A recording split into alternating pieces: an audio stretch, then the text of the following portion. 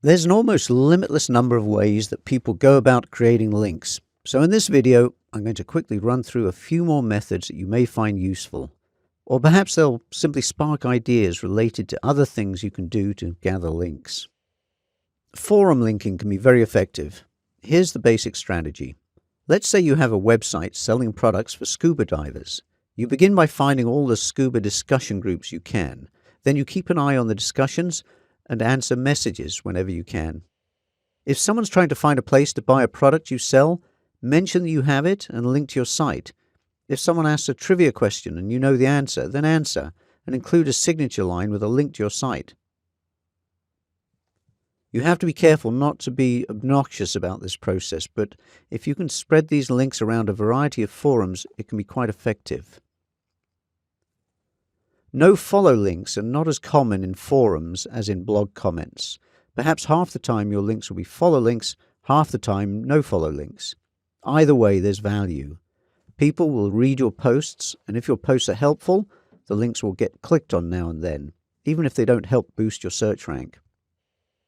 Another popular technique is the creation of infographics, attractive graphics that contain useful and interesting information. These can be helpful in two ways. People may link to the origin page, but you can also distribute your infographic so bloggers, for instance, can post it, and in most cases you'll get a link back to your site.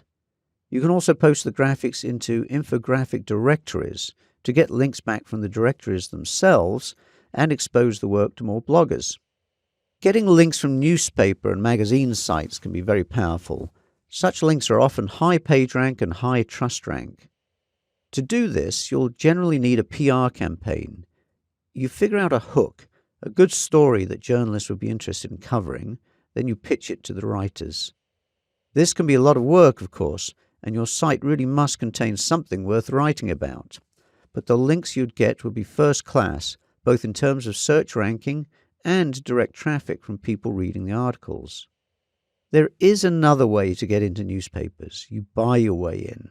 There are advertorial companies that distribute advertising under the guise of editorial content. And yes, newspapers do run this kind of content. They're not cheap, but can sometimes be very effective. However, the search engines hate these kind of links, if they're follow links, which they often are. It's simply a way of buying links. If search engines recognize content as advertorial, they won't give the included links any value. Don't forget niche directories. Try this. Let's assume you're somehow in the drone business. You sell them, fly them, use them, whatever. Search for drone directories and see what you get. You can do this for any business or product. And here's another type of directory you should consider if your site has a blog. Blog directories. There are hundreds of different ways to create links. A little brainstorming can help you find techniques that will work for you. Search on some of these ideas, for instance, and do a little research on how they work.